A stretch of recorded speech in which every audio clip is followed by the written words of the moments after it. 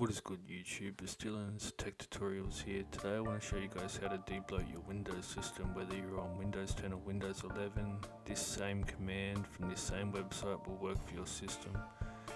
Here's the thing, right? When you install Windows 10, Windows 11, it doesn't really matter which one.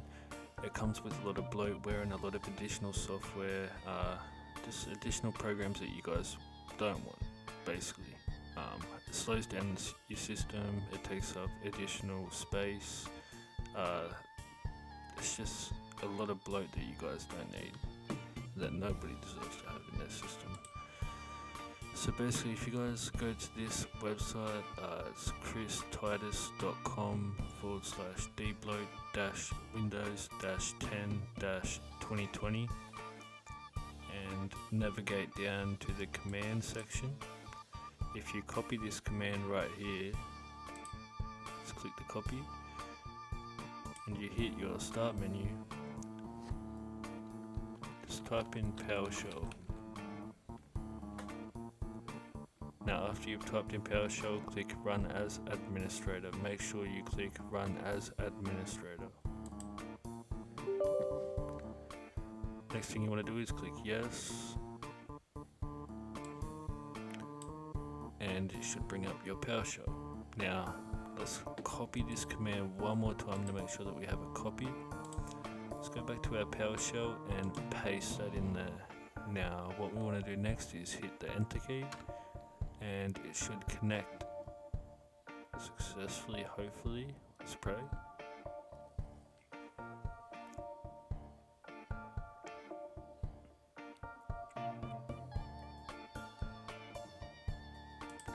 This is a very handy tool. Shout out to Some Ordinary Gamers for putting me onto this tool a long time ago. So basically it opens up this tool right here, and with this tool you can install a load of programs, uninstall a load of programs.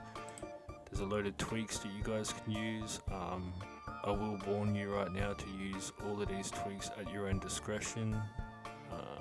But yeah, there's a load of cool stuff that you're able to do with this. I'm going to show you guys the basic ones, the ones that you guys will be wanting to do to fasten up your system, make your system faster, more responsive, and give you more space. So these are the ones that you guys are going to want to check if you guys want a faster system and a lot of the bloat taken away.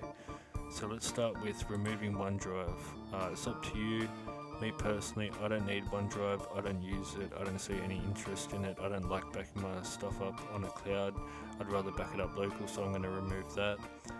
Remove gallery from Explorer. You don't really need to do that, it's really up to you, but I'm going to do that anyway, why not?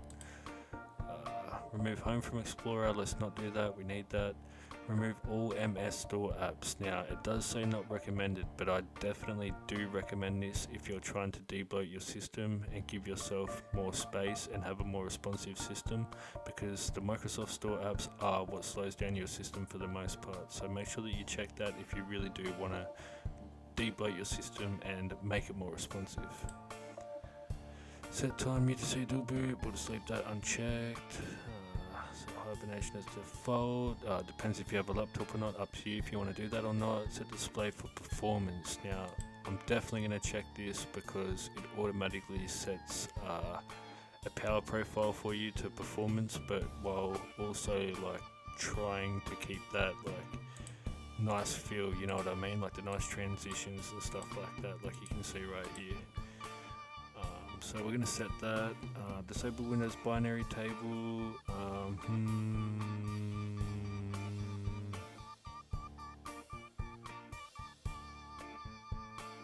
I'm going to keep this unchecked. It's up to you, as it says there. It could also be a security risk, but I'm going to leave that unchecked for now. I'm going to leave that unchecked, no need to check that. If you really are trying to improve your OPSEC, you could check this. As it says, it's always listening on all ports, it could be a huge security risk, yada yada yada. Me personally, I'm not really trying to become anonymous or increase my OPSEC, so I'm not going to check that. Disable Microsoft Copilot, yes, definitely disable that. That is a huge piece of bloat right there.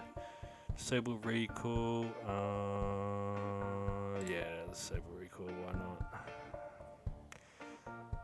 Let's not disable that, let's not mess with that, let's not mess with that, let's not mess with that. Disable background apps, definitely click this one. Disable Edge, definitely click this one. If you don't have a browser installed other than Edge, you can always navigate back to the install section here and just install a different browser. Make sure that you click Disable Edge because it does use a lot of resources. As we go up here, change to PowerShell 7, up to you if you want to do that really.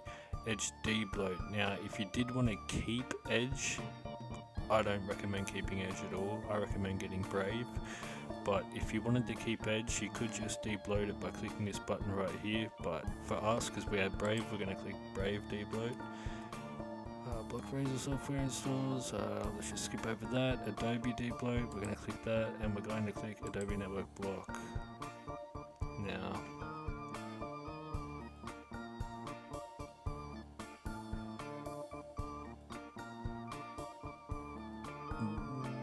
yep, we're going to click that, yep. Alright, now up to the essential tweaks. Now, these ones are essential, meaning you probably do want to click most of them. Really depending on what you're after, really. Setting services to manual is essential because this takes a lot of the what's the word? It takes a lot of the load off the resource, load off the CPU, because a lot of the services do run. So we're going to click that. Disable telemetry. As I said before, up to you. If you're trying to increase OPSEC, you can disable telemetry. It's really up to you. Just clean up. I recommend clicking this one and enable end task with right click. That means that you can just like right click something down here, for instance OBS, and end the task straight from there if it's not responding. It's very handy. Disable Wi-Fi sense, as it says here. Wi-Fi sense is a spying service that phones home all nearby scanned Wi-Fi networks in your current geographic location. Now, if you are trying to increase your OPSEC, like I said before, I'm not huge into that. I'm not going to pretend that I know it all. But if you are into OPSEC, you can obviously disable it right here by clicking this Wi-Fi sense. Disable storage sense, as you can see here. Storage sense deletes temp files automatically. If you wanted to disable that for whatever reason, you could disable it here. Disable location tracking, as it says there, you can disable location tracking. I'm gonna click that one. It's very handy to disable. Disable hibernation, no need to do that. Disable game DVR, up to you if you want to do that. Disable Explorer automatically folder, yeah, no, up to you if you want to do that one, guys. Disable activity history. Now, obviously, you know, if you're up to some shady things on your computer, go ahead and check that one. Disable telemetry. Now, this is a big one, right? Microsoft telemetry is a huge problem. Now, I know I said before I don't worry about OPSEC too much, but I'm hugely against how invasive Microsoft is in many different aspects. So I'm going to go ahead and click that one this time. Disable consumer features. We're going to click that, put temporary files, and we're not going to create a restore point, no point.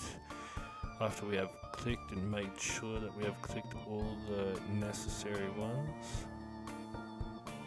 yes we have, we're going to click run tweaks. And as you can see in the console over here, it's actually running all the tweaks for us right now, which is awesome. Removing everything that we needed to remove. And as you can see, there is a lot of bloat in Windows. It's quite a lot. And this is the reason why your computer is slow.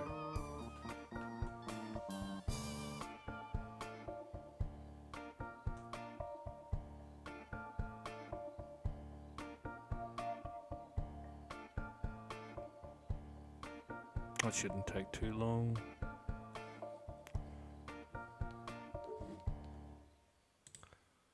Okie dokie.